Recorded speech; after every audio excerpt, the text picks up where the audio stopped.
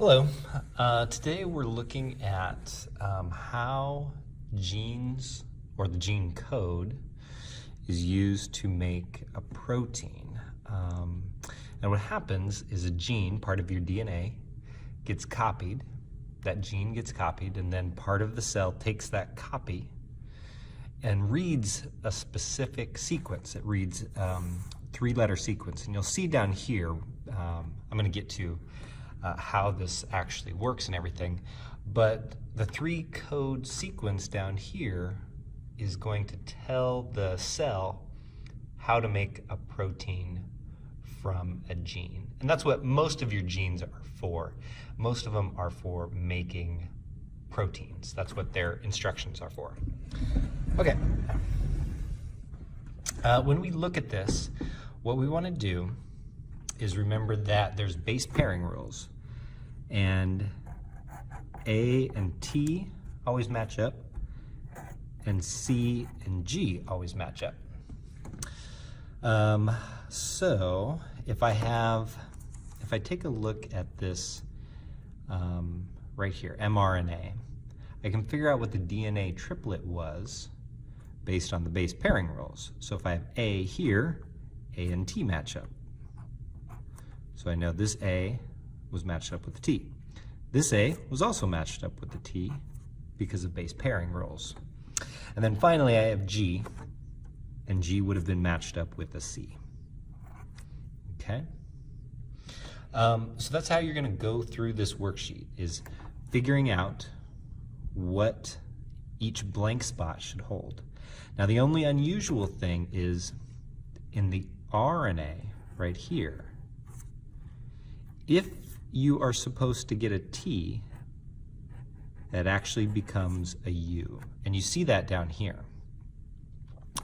So here I've got U, which is the same as saying a T, and a T is matched with A.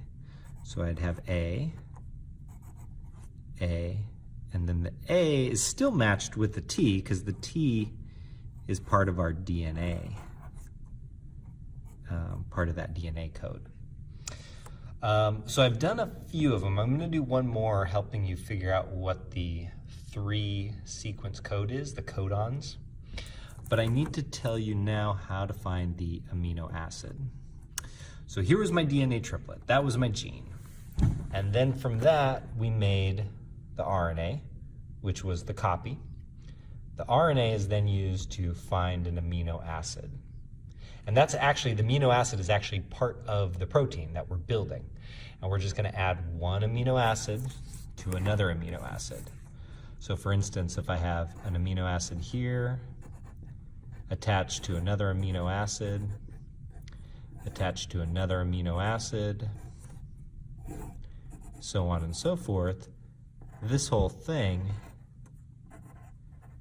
is my protein. Okay, and that's what your genes are making, right? They're trying to build a protein. So to figure out the amino acid, I'm going to take the RNA sequence, AAG, and I start in the middle. I find A, and then I go to G, and that's lysine.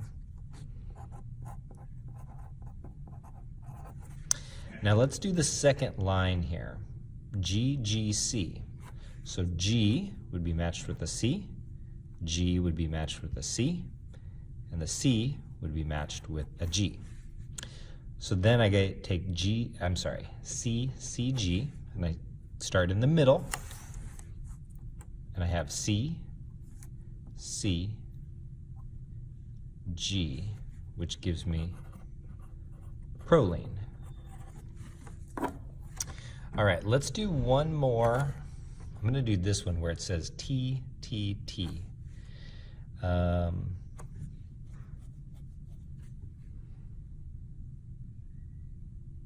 Actually, no, let's just do the third line here. So to figure out what my original DNA sequence was, I've got C, so that's a G. I've got A, which means back here it's a T. And I've got G, which means this is a C.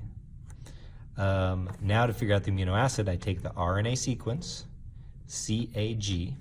Start in the middle. C-A-G, glutamine.